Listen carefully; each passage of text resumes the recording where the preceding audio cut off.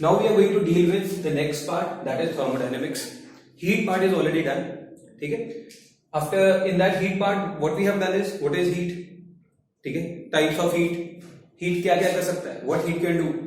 If you heat some stuff, yeah, some gas, what is going? What or you can let's say when you heat some solid, liquid or gas, what can happen? One is its temperature may change. Second is it may change its state. Solid है वो liquid बन सकता है, liquid है वो gas बन सकता है. Third is it may expand. When you heat something, it expands. Right? So we have dealt with what is heat, what heat can do, and what are the ways of heat transfer. Okay? In that we did conduction, convection, and radiation. That was basically more of theoretical part. Right? There was little bit of mathematics related with the conduction part. Okay? Now, next main topic, main chapter is called thermodynamics. What do you mean by thermodynamics? Thermo means related to heat and temperature. Okay? And dynamics means something is changing. Right? In dynamics we have done related to mechanics, Newton's laws of motion. Right? That tells you what is the cause of motion. Right? So something is changing. Right? That's called dynamics. So heat and temperature are dynamics that we are going to study. So what we can expect from this chapter, just from the name, heat or temperature का कुछ exchange हो रहा होगा. Are you getting? So basically what thermodynamics does is it deals with the concept of heat and temperature. ठीक है? From the name thermo. ठीक है? And interconversion of heat to other forms of energy. Right? So what we can expect from this chapter is what we are going to study: conversion of heat to other forms of energy. For example, mechanical energy, or you can say for example kinetic energy. ठीक है? एक example तो हम जानते हैं, जैसे how to convert mechanical energy to heat energy. Do we know that? सर्दियों में क्या करते हो? So you are converting, क्या होता है? हाथ गर्म हो जाता है. So you are basically what is happening? Kinetic energy of your hands is getting converted into heat energy. ठीक है? ये तो बहुत सालों से पता है इंसान को. राइट? और अगर मैं एक पत्थर फेंकूंगा सड़क के ऊपर, उसको मैंने काइनेटिक एनर्जी देके छोड़ा, अल्टीमेटली गोइंग टू स्टॉप, है ना? सारी की सारी काइनेटिक एनर्जी किसमें कन्वर्ट हो जाएगी? हीट एनर्जी में. Who is going to convert that into heat energy? Friction. ठीक है? So whenever you do some work, जैसे उस टाइम जब एक पत्थर चल रहा है सड़क के ऊपर, तो friction is doing negative work. ठीक है? Whenever the negative friction does the work, it converts mechanical energy into heat energy. Right? So we know how to convert mechanical into heat. But do we know how to convert heat energy into mechanical? मतलब जैसे मैं हाथ को रगड़ रहा हूं, kinetic energy इसमें convert हो रही है हीट में. तो उल्टा हो सकता है कि मैं हाथ को गर्म करना स्टार्ट कर दूं और मेरे हाथ अपने आप ऐसे चलना स्टार्ट हो जाए. राइट? सो उल्टा हो सकता है क्या? या से आपको पत्थर को गर्म करना स्टार्ट करो और पत्थर अपना चलना स्टार्ट कर दे. Right? So how to do that? How to achieve that? Mechanical को हीट में कैसे कन्वर्ट करना है? ठीक है? This is known to the mankind from hundreds of years. ठीक है? बट उल्टा रिवर्स कैसे कन्वर्ट करना है, that remain a mystery many years ago. But जब ये सॉल्व होना स्टार्ट हुआ कि हम हीट एनर्जी को मैकेनिकल के अंदर कैसे कन्वर्ट कर सकते हैं, होता है कभी एग्जांपल देखा है? आपकी गाड़ियां क्या करती हैं? आपकी गाड़ी के इंजन में क्या होता है? पेट्रोल को ये burn, right? There is a burst of energy, there is a burst of heat, and what heat does, it pushes your piston outside which moves your tyres. Right? So basically we are now converting heat energy into mechanical energy, but you have to follow a certain process. ऐसा नहीं है कि किसी चीज को heat करना start कर दोगे वो मैकेनिकल में कन्वर्ट हो जाएगा. ठीक है? ऐसा नहीं है आपने हाथ को गर्म करना स्टार्ट कर दो अपने वैसे करना स्टार्ट हो जाएंगे. So there is a process to achieve that. और इस प्रोसेस को जानने के लिए two hundreds and thousands of years, है ना? सो ये जो प्रोसेस है to convert heat energy into mechanical energy, this was first developed in and around Europe. ठीक है? And that was the first time. आपने हिस्ट्री के अंदर पढ़ा हुआ है first industrial revolution, second industrial revolution. जो फर्स्ट इंडस्ट्रियल रेवोल्यूशन था that came due to invent of steam engines in which you are converting heat into mechanical work, kinetic energy और something, right. और ये क्योंकि इसका मेन डेवलप यूरोप के around हुआ था, तो मेनली जो इंडस्ट्रियल रेवोल्यूशन पहला आया था वो भी यूरोपीय रीजन के अंदर सबसे पहले आया था, and that was the main cause Europeans were very easily able to capture India, ठीक है, and they were able to loot India. वो करते क्या थे, यहाँ से कॉटन को ले जाते थे, फिर वहां पे प्रोसेस करते थे मशीन की हेल्प से, क्योंकि उनके पास ऑटोमेटिक मशीन आ गई थी अब, which were running with the help of steam engine, ठीक है, एंड दे वर वहां पे उन्होंने फिनिश्ड प्रोडक्ट्स बनाए, कपड़ा बनाया, जो भी है, and they used to sell to India, ठीक है, महंगे दाम के अंदर, वी नो दैट, है ना। तो they were able to colonise India and loot India due to industrial revolution, due to development of steam engine in their region. Also वहां पे चप्पू ऐसे चलते हैं ना, क्या कहते हैं, बोट को ऐसे मैकेनिकली रन करते थे, but they were able to run the boats with the steam engine. So that was only that was also the reason कि वो वहां से यहां तक इजीली कम्यूट कर पाते थे, ठीक है। सो this is very very important part. So mainly हमारा फोकस होगा कि हीट को मैकेनिकल में या अदर फॉर्म में कैसे कन्वर्ट करना है, स्पेशली मैकेनिकल, ठीक है। हीट देनी है और मुझे कुछ मैकेनिकल वर्क करवाना है अपने इंजन से, okay. Before I start with the thermodynamics, you must know one thing, thermodynamics है that is a macroscopic science. I hope that you know the meaning of macro. Macro मतलब बड़ा, micro मतलब छोटा। Macroscopic science का मतलब है it deals with general behaviour of atoms and molecules together, ठीक है। मैं इंडिविजुअल एटम की और इंडिविजुअल मॉलिक्यूल की बात नहीं करूंगा पूरे थर्मोडायनेमिक्स में। What we are going to do is on average how they are behaving, ठीक है। अगर मैं टेम्परेचर की बात करूंगा तो ओवरऑल सबकी बात करूंगा इकट्ठे, ऐसा नहीं इसका इतना समथिंग नॉट लाइक दैट, ठीक है। अब मैं प्रेशर की बात करूंगा, मैं ये बात नहीं करूंगा कि ये मॉलिक्यूल कितना प्रेशर क्रिएट कर रहा है, ये कितना क्रिएट कर रहा है। What we are going to talk about is overall pressure, ठीक है। सो मैक्रोस्कोपिक साइंस है, इसी के ऊपर ध्यान रखना आपको। Now before I start with again thermodynamics, कुछ टर्म्स हैं that we need to know before we can start. What do you mean by thermodynamic system? That you have already done in chemistry class, right? So, what is thermodynamic system? Means you have certain amount of matter. A matter can be your solid, you can be liquid, or you can be gas. ठीक है? So you have a certain amount of matter, जिसके ऊपर I'm going to focus. इसका pressure कितना होगा, इसका temperature कितना होगा, इतना वॉल्यूम कितना है, right? And there should be a boundary that should be separating your system on which you are focusing with rest of the surroundings, ठीक है। अब वो जो बाउंड्री है वो फिजिकल भी हो सकती है, असली में भी हो सकती है, और वो इमेजिनरी बाउंड्री भी हो सकती है। फिजिकली जैसे आपने एक पतीला ले लिया, उसके अंदर पानी रख के उसको हीट कर रहे हैं, ठीक है, वो एक फिजिकल बाउंड्री बन गया। जो भी पतीले के अंदर है that is your system, rest जो बाहर है दैट इज योर सराउंडिंग, ठीक है। सो थर्मोडायनेमिक सिस्टम क्या हो गया, ऐसा मैटर जिसके ऊपर मैं फोकस करने वाला हूं, ठीक है, और जो आसपास का है that is called surrounding, right. Now your system can B of 3 types, फटाफट से you know that open system, close system, isolated system. What do you mean bye open system? हाँ, मैटर को और एनर्जी दोनों एक्सचेंज हो सकते हैं, है ना। फॉर एग्जाम्पल जैसे वही यू टुक्का पतीला है ना, पतीला ले लो, उसके अंदर पानी डाल के उसको हीट करना स्टार्ट करो, ठीक है। Then what happens when you are heating, पानी जा रहा है इन टर्म्स ऑफ वेपर्स, ठीक है।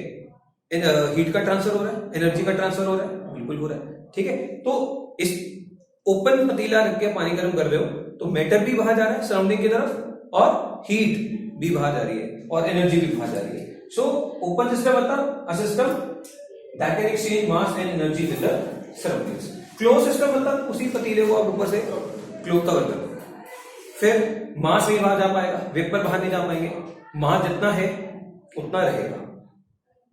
हीट एनर्जी बाहर जा सकती है, पतीले को अगर गर्म करके छोड़ दोगे तो ठंडा हो जाएगा बाहर, that mean heat is getting exchanged with the surroundings. So ऐसे सिस्टम को बोलते हैं क्लोज। आइसोलेटेड, ना वो हीट ट्रांसफर करे बाहर, ना वो मास का ट्रांसफर करे बाहर। फॉर एग्जाम्पल फ्लास्क, ठीक है, आजकल मिल्टन की वो बॉटल्स आती हैं, आप देखते हो, सुबह गर्म पानी रखो तो शाम तक एकदम वैसा का वैसे ही गर्म पानी रहता है, ठीक है। ना तो हीट का ट्रांसफर हो रहा है, ना मास का ट्रांसफर हो रहा है। So these are of 3 types. Now I am going to discuss a term called internal energy, ठीक है। मेनली जो हम थर्मोडायनेमिक्स पढ़ेंगे ना, we are going to mainly deal with gases.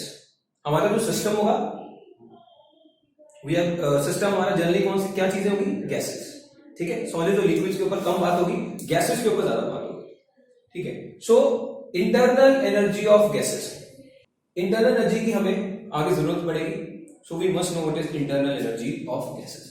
First of all you to take a gas, ठीक है, और at room temperature gas के जो मॉलिक्यूल्स हैं they are in random motion, ठीक है। Due to that random motion they are exerting pressure on the walls, ठीक है, और due to that random motion they have some kinetic energy, they have some kinetic energy.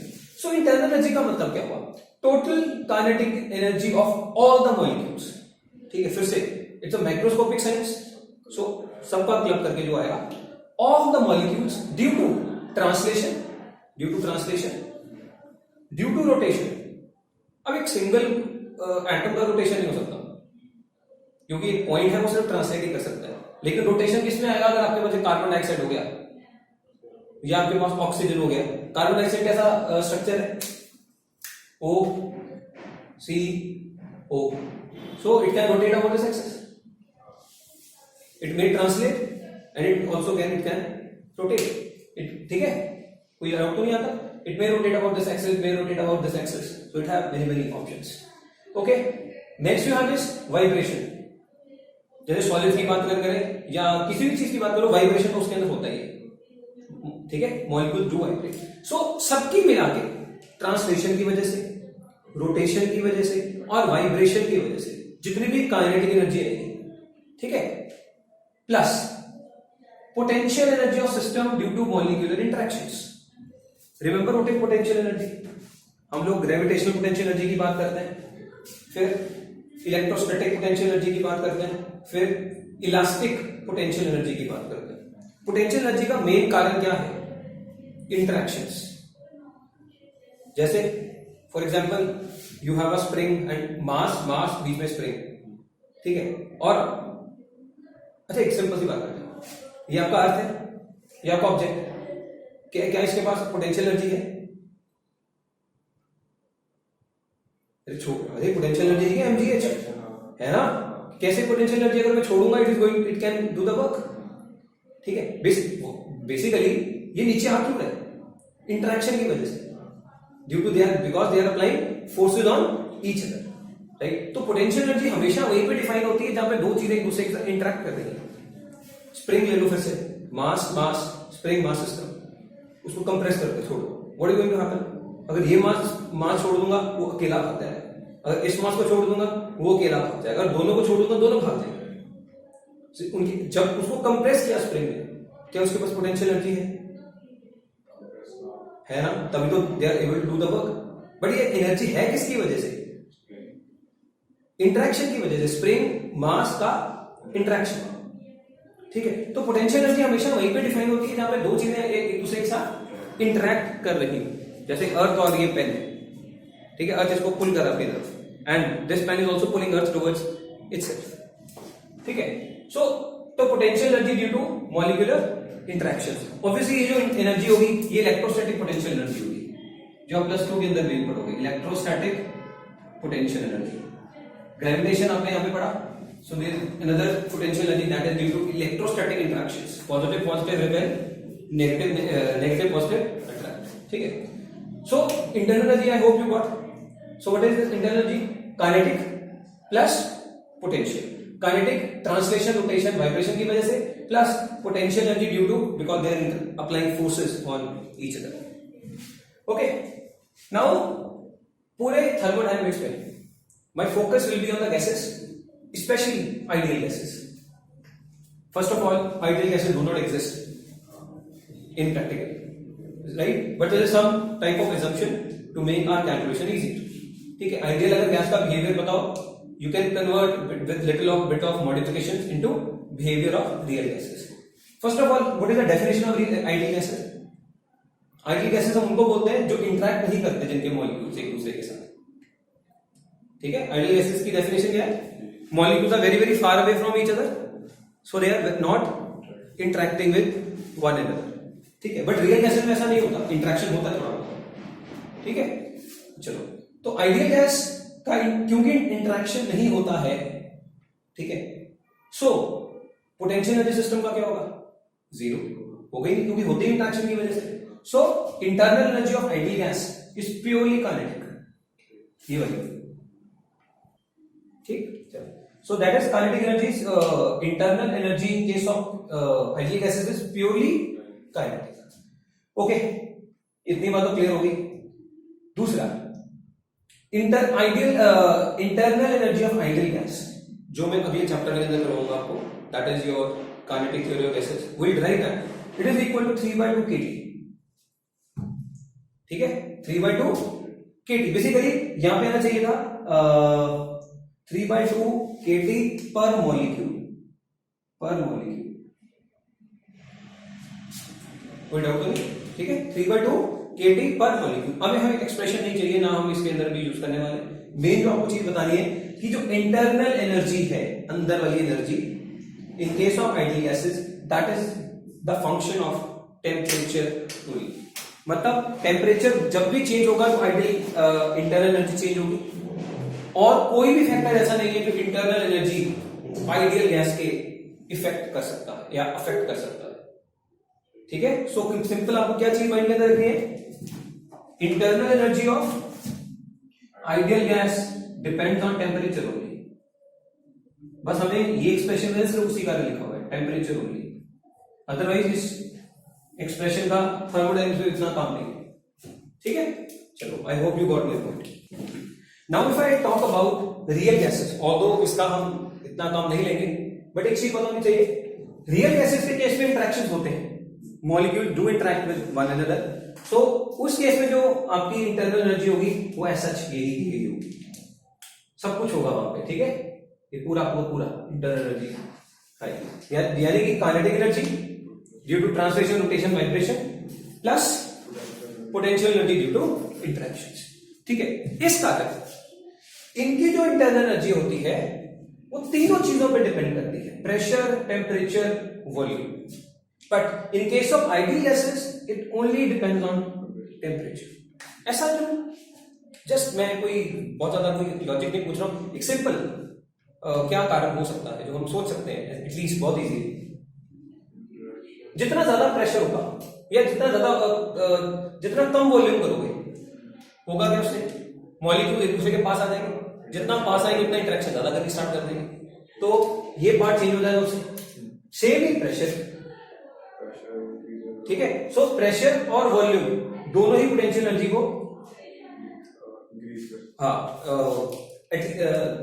Pressure और volume दोनों ही potential energy को change करते हैं, ठीक है। क्योंकि इस केस में सिर्फ टेम्परेचर पे क्यों है?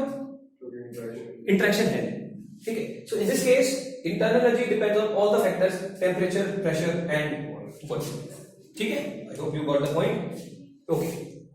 And another concept that I require while studying thermodynamics is heat.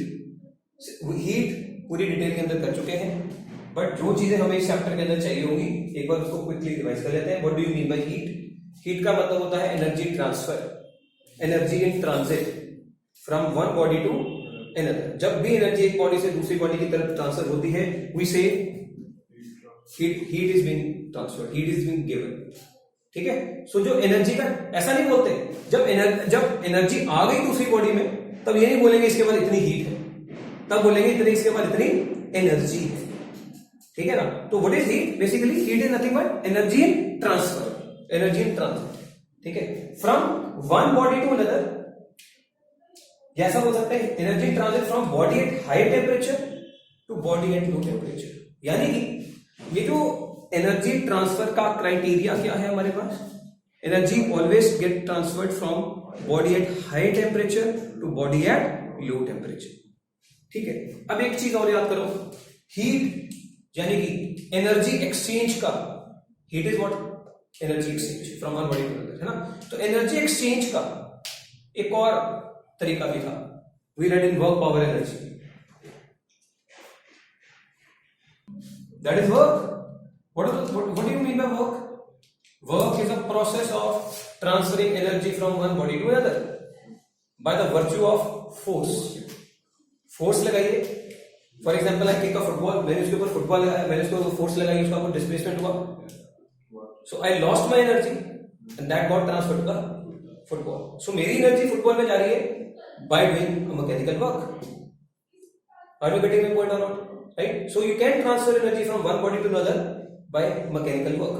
Right. And this is another way of transfer of energy, that is not due to force but due to temperature difference.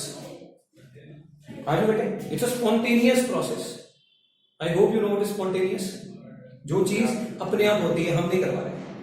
ठीक है. अच्छा, ये जो spontaneous है मतलब ऐसा है कि फॉर एग्जांपल आपने पानी लिया, गर्म करके छोड़ दिया. What happens later? ठंडा हो जाता है. क्यों हो गया? सराउंडिंग ठंडी थी. आपका हाई टेम्परेचर पे तो heat transfer from high temperature to low temperature. उल्टा होता है क्या? भी आप गर्म पानी रखो फ्रिज के अंदर, या ऐसा हो सकता है गर्म पानी रखो सराउंडिंग में, ऐसा हो जाए कि वो गर्म पानी और गर्म हो जाए और सराउंडिंग और ठंडी हो जाए. उल्टा नहीं होता ना. कभी लो टेम्परेचर से हाई टेम्परेचर की तरफ हीट नहीं करती. That is not spontaneous. Spontaneous process is high temperature to low temperature. कोई यहां तक डाउट है? पक्का? अच्छा. So heat is one way of energy transfer between system and surrounding. ये एक तरीका है. दूसरा तरीका work done. Okay, one more definition that we will require throughout the chapter is state functions or state variables. State functions or state variables. First of all, what do you mean by state function or variables? जैसे हम mechanics में अंदर बात करें, हमें किसी भी चीज का स्टेट बताना है. स्टेट क्या होता है? फॉर एग्जाम्पल हम बोलते हैं कि we draw a coordinate axis like this. We draw a coordinate axis. इसको बोलते हैं जैसे y axis, जैसे x axis. इस टाइम पे सम टाइम ऐसे t is equal to 0, the particle is here and its velocity is in this direction, right? So इसको बोलते हैं पार्टिकल का स्टेट बताना. पार्टिकल यहां पे है और ये इसकी स्पीड है. थोड़ी देर के बाद पार्टिकल कहीं यहां पे पहुंच जाएगा, उसकी कुछ और स्पीड होगी. आगे बेटे. सो पार्टिकल का यहां होना और उसकी कुछ स्पीड होना is called one state of the particle. And जब पार्टिकल ने एक भी चीज चेंज की, उसने या वो स्पीड चेंज कर ले, या अपनी पोजीशन चेंज कर ले, या वो दोनों ही चेंज कर ले, we say state of particle has changed. Similar way there are certain quantities in thermodynamics as well, जिसकी हेल्प से हम किसी भी थर्मोडायनेमिक सिस्टम, जिसकी हम बात कर रहे हैं स्टार्टिंग से, थर्मोडायनेमिक सिस्टम, ठीक है, जिसके ऊपर मेरा फोकस रहने वाला है, उस थर्मोडायनेमिक सिस्टम की स्टेट को डिफाइन कर सकते हैं. ठीक है. एंड वो कौन से वेरिएबल्स हैं, वो कौन सी क्वांटिटीज हैं जिनकी टर्म के अंदर हम स्टेट को डिफाइन करते हैं? That is pressure, volume, temperature, internal energy, enthalpy etcetera. समझ में आई बात? मतलब क्या हुआ? कोई मान लो किसी पार्टिकल किसी स्टेट पे, तो सबका कुछ ना कुछ वैल्यू होगा उसके अंदर. जैसे यहां पे स्टेट को किसकी हेल्प से डिफाइन कर रहे हैं? Position, speed. हाँ कि ना? एक्सेलरेशन है तो एक्सेलरेशन की हेल्प से भी. ये स्पीड है, ये पोजीशन है, ये एक्सेलरेशन है. Are you getting my point? Same way आपने कुछ सिलेंडर लिया फॉर एग्जांपल. मेनली हमारा सिस्टम ऐसे ही बात होगा पूरे चैप्टर के अंदर. सिस्टम ऐसे तो कुछ भी हो सकता है, पतीला भी हो सकता है जिसको आप गर्म कर रहे हो पानी में. System can be anything, but mainly हमारा जो सिस्टम होगा that is going to be a cylinder fitted with a piston.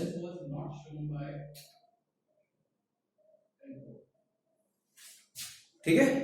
Cylinder fitted with a piston. Piston is some metallic structure. ठीक है.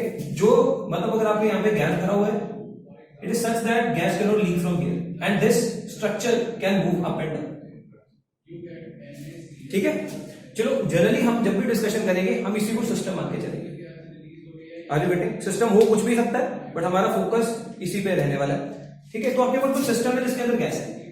क्लियर. तो ये बाउंड्री होगी, बाहर जो भी है वो सराउंडिंग हो गया. नाउ अब मान लो इस गैस का अभी कुछ प्रेशर है P1, कुछ वॉल्यूम है, कुछ टेम्परेचर है, कुछ एंथैल्पी है, कुछ इंटरनल एनर्जी है. तो हम बोलेंगे गैस एक पर्टिकुलर स्टेट में. Are you getting? अगर इनमें से एक भी चीज चेंज होगी तो हम बोलेंगे गैस का स्टेट चेंज हो गया. ठीक है. जैसे वहां पे अगर पोजीशन या स्पीड में से एक भी चीज चेंज हो गई, हम बोलते हैं पोजीशन का पार्टिकल का स्टेट चेंज हो गया. ठीक है, सेम, ठीक है। So these are the variables और quantities which help us to define state of the system, ठीक है। सो इन क्वांटिटीज को हम क्या बोलते हैं, स्टेट फंक्शंस और state variables. Next, not all state variables are independent. इसका क्या मतलब है, ये जितने भी हम लोगों ने स्टेट वेरिएबल्स देखे हैं ये सबके सब इंडिपेंडेंट नहीं है एक दूसरे से। जैसे हम बात करें पोजीशन और speed, they are independent. Position आप कुछ भी ले सकते हो, स्पीड कुछ भी हो सकती है, स्पीड का पोजीशन से कोई लेना देना नहीं होता, दे are independent.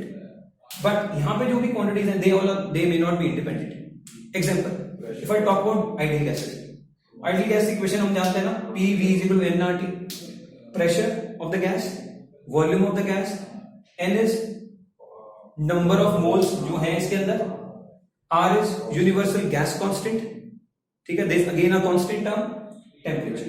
So this is the relation which joins pressure, volume, temperature. यानी कि अगर मुझे ये चीज पता है, प्रेशर पता है, वॉल्यूम पता है, मैं इनसे कुछ भी और निकाल सकता हूं। I can find the temperature of the gas, I can find internal energy of the gas, I can enthalpy, so on and so forth. मतलब सारे के सारे क्वांटिटी इंडिपेंडेंट नहीं है, सिर्फ दो पता हो सब निकाल सकते हो, ठीक है। प्रेशर वॉल्यूम पता है, टेम्परेचर निकल जाएगा, ठीक है। प्रेशर वॉल्यूम पता है, इंटरनल एनर्जी भी निकल जाएगी। कैसे, ये आप पता है, टेम्परेचर निकाल लो, once you know the temperature you know the internal energy as well. So all quantities are related. सिर्फ कोई दो चाहिए, सिर्फ प्रेशर वॉल्यूम नहीं चाहिए, कोई दो चाहिए, बाकी आप निकाल सकते हो, ठीक है। नाउ तो this is the meaning of not all state variables are independent. Important और भी कुछ चीजें हैं थर्मोडायनेमिक्स चैप्टर के अंदर, और भी क्वांटिटीज हैं इनके अलावा जो हम स्टडी करने वाले हैं, जिनको हम मेजर कर सकते हैं। प्रेशर की बात करेंगे, वॉल्यूम की बात करेंगे, टेम्परेचर की बात करेंगे, इंटरनल एनर्जी की बात करेंगे। इन सब के अलावा दो और क्वांटिटीज हैं जो हम मेजर भी करेंगे और उनकी बात भी करेंगे। They are heat and work. कितना हीट एक्सचेंज हुआ और सिस्टम ने कितना वर्क डन किया। बट ये दो चीजें, heat and work, they are not state variables. हम बात कर रहे हैं स्टेट फंक्शन की और वेरिएबल्स की। हीट और work, they are not state variables, यानी कि ये सिस्टम के स्टेट को डिफाइन नहीं करते हैं। मतलब क्या होगा इसका, ये सिस्टम के स्टेट को डिफाइन नहीं करते हैं। मान लो आपके पास कुछ पार्टिकल है उस पोजीशन पे, this is position A, this is position B, particle wait state, ये पाथ डिपेंडेंट होता है। हाँ एग्जैक्टली, ठीक है। अब ये चीज देखो, यहाँ पे पार्टिकल का कुछ पोजीशन x1, यहाँ पे पार्टिकल का कुछ पोजीशन है x2, ठीक है। आप इसको एक स्टेट से दूसरे स्टेट तक लेके गए। अब अगर यहां से जाओगे तो सॉरी, अगर यहां से गए तो कुछ वर्क डन किया होगा आपने एक स्टेट से दूसरे स्टेट तक लेके जाने के लिए। अगर यहां से लेके गए तो आपको कुछ और वर्क डन करना पड़ा होगा। अगर यहाँ पे कुछ ऐसा पाथ लगेगा तो कुछ और वर्क डन करना पड़ा। यानी कि स्टेट में चेंज नहीं है, लेकिन जैसे आप पाथ बदलते हैं आपका वर्क डन अलग हो जाता है, ठीक है। Here I am assuming the forces acting on the particle are non conservative. लेकिन कंजर्वेटिव के केस में क्या होता है, work done does not depend on path. Gravitation के केस में क्या होता है, यहां से यहां वर्क डन mgh ही आएगा, चाहे ऐसे ऐसे करके ले जाओ, चाहे स्ट्रेट ले जाओ, चाहे जैसे मर्जी उल्टा सीधा पाथ करके ले जाओ। But here I am talking about non conservative forces, जैसे फ्रिक्शन, ठीक है। और थर्मोडायनेमिक्स के केस में सारी की सारी नॉन कंजर्वेटिव फोर्सेज की, ठीक है। वहां पे कोई कंजर्वेटिव फोर्स की बात नहीं होगी, सबकी सब जो भी फोर्सेज इन्वॉल्व है दे आर नॉन कंजर्वेटिव। सो एक स्टेट से दूसरे स्टेट तक जाने के लिए आपको वर्क डन अलग अलग करना पड़ता है। सो हम बोलते हैं कि work basically depends on the path. Same way जब आपका जो थर्मोडायनेमिक सिस्टम है एक स्टेट से दूसरे स्टेट की तरफ जाएगा, आई होप यू अंडरस्टैंड इस बार बार मैं जो चीज यूज कर रहा हूं, एक स्टेट से दूसरी state. What do you mean bye एक स्टेट से दूसरी state? For example carbon dioxide, जैसे एक भी चीज बदल जाए हम कहते हैं स्टेट बदल गया। फॉर एग्जाम्पल मैं बोल रहा हूं मेरे पास कार्बन डाइऑक्साइड इसके अंदर, ठीक है, उसका कुछ प्रेशर है 1 एटमॉस्फेयर और कुछ वॉल्यूम है 2 मीटर क्यूब। अब एक भी चीज चेंज कर दो, कुछ भी, मान लो बाद में इसका हो गया 1 atmosphere pressure, 3 metre cube volume, तो इसे स्टेट हैज चेंज्ड। और स्टेट बताने के लिए सब बताने की जरूरत नहीं है, सिर्फ दो चीजें चाहिए। मैंने आपको जैसे बोला, कोई दो चीजें बता दोगे हम बाकी चीजें निकाल सकते हैं। सो इन केस ऑफ, ये सिर्फ आइडियल गैस के केस में, right? So in case of ideal gas, state is defined by only, you require only 2 variables out of that, ठीक है? जैसे मैंने सिर्फ प्रेशर और वॉल्यूम को यूज किया, आप प्रेशर और टेम्परेचर बता सकते थे, और टेम्परेचर, प्रेशर और इंटरनल एनर्जी बता सकते थे, ठीक है? सो चलो, पहले ये स्टेट था P1 V1, फिर बाद में P तो नहीं चेंज हुआ, P1 का P1, वॉल्यूम चेंज हो गया V2 हो गया। सो हम क्या बोलेंगे, पार्टिकल का, सॉरी, थर्मोडायनेमिक सिस्टम का स्टेट चेंज हो गया, ठीक है? तो यहां से यहां जाने में, इस स्टेट से इस स्टेट तक आने में वर्क डन अलग अलग हो सकते हैं। हो सकता है आप इस स्टेट तक सीधे ही ले लो, बिना प्रेशर चेंज किए वॉल्यूम चेंज कर दो, मतलब अभी कुछ वॉल्यूम है, ठीक है, तो मैं बिना यहां पे प्रेशर चेंज किए पिस्टन को ऊपर ले जाता हूं तो वॉल्यूम बदल जाएगा, ठीक है? अब ठीक है, तो दैट्स अ डायरेक्ट वे। हो सकता था मैं इस स्टेट से इस स्टेट तक किसी और पाथ से जाऊं, मतलब पहले मैं ऐसा कुछ करूं, 1 एटमॉस्फेयर, ये मैं एक रास्ते में एक और स्टेट क्रिएट कर देता हूं। पहले मैंने प्रेशर चेंज किया 2 एटमॉस्फेयर और इसको वॉल्यूम को चेंज नहीं किया, फिर यहां से यहां आ गया, फॉर एग्जाम्पल यहां से यही आना ना, जिस मर्जी स्टेट से गुजर गया हो। अगर सीधा हो गए तो अलग वर्क डन आएगा, अलग वर्क डन करना पड़ेगा। अगर यहां से यहां आओगे, फिर जो टोटल वर्क डन करोगे वो अलग आएगा, ठीक है? That means same with the heat. अगर डायरेक्टली आ रहे हो, हीट गिवन और heat taken out will be different as compare to जब आप यहां से यहां आ रहे हो, ठीक है? So heat and work are not state variables, मतलब एक स्टेट से दूसरे तक जाने के लिए heat and work depend on the path taken. Thermodynamic equilibrium, ठीक है? आप लोगों ने अभी तक क्या क्या पढ़ा है? आपने मैकेनिक्स से पढ़ी थी, you read a term called mechanical equilibrium, remember? What do you mean by mechanical equilibrium? Mechanics के अंदर हम लोगों ने 2 तरह के इक्विलिब्रियम पढ़े थे, translational as well as rotational. Translational equilibrium का मतलब नेट फोर्स 0, रोटेशनल इक्विलिब्रियम का मतलब नेट टॉर्क 0, है ना? यही बोलते हैं ना, ठीक है? So in case of thermodynamic, अच्छा, सो मैकेनिकल इक्विलिब्रियम का मतलब है net force equal to 0, net torque equal to 0, ठीक है? अब थर्मोडायनेमिक्स के केस में, जैसे आपके पास, मैं बोल रहा हूं बार बार एक ही चीज में बात करूंगा, ये पिस्टन है, ठीक है? ये आपकी गैस है, सिस्टम कौन सा होगा पहले? गैस रिलीव सिस्टम, जिसके ऊपर मेरा फोकस है, ठीक है? Gas relieve system. अब हम बोल रहे हैं net force gas in this system will be under mechanical equilibrium when net force acting on the gas is 0, यानी कि जो अंदर से प्रेशर वही बाहर से प्रेशर। अगर दोनों साइड से प्रेशर बैलेंस हो जाएगा तो नेट फोर्स बिकम 0, ठीक है? सो इफ नेट क्या कहते हैं, नेट फोर्स इज 0, ना तो गैस कंप्रेस होगी ना तो गैस एक्सपैंड करता है, right? So we say our thermodynamic system is under mechanical equilibrium. Next आपने केमिस्ट्री के अंदर पढ़ा है chemical equilibrium. What do you mean by chemical equilibrium? इसके अंदर जो भी गैस है, that is rate of forward reaction equal to rate of reverse reaction, पढ़ा ना इक्विलिब्रियम, है ना? सो इसका मतलब केमिकल कंपोनेंट चेंज नहीं हो रहे, ठीक है? जितनी रिएक्शन फॉरवर्ड डायरेक्शन में जा रही है उतनी रिएक्शन बैकवर्ड डायरेक्शन में जा रही है, तो जो भी गैस के कंपोनेंट्स हैं वो चेंज नहीं हो रहे, वो ऐसा है, chemically gas is not reacting, ठीक है? दैट वी से क्या कहते हैं, our system is under chemical equilibrium. एक और equilibrium, thermal equilibrium. Thermal equilibrium का मतलब है no heat exchange, delta Q equal to 0। Q is a symbol for heat, तो डेल्टा Q इक्वल टू 0, ये ऐसा बोले basically, delta Q net equal to 0, मतलब हीट का एक्सचेंज नहीं हो रहा।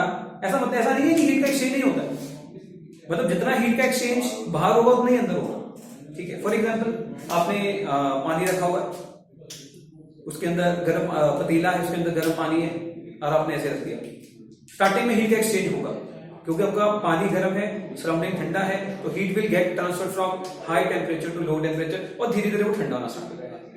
एक टाइम आएगा जब उसका टेम्परेचर चेंज नहीं होगा, यानी कि जितनी हीट बाहर जाएगी उतनी हीट अंदर आएगी। We say our system will be now under thermal equilibrium with the surroundings.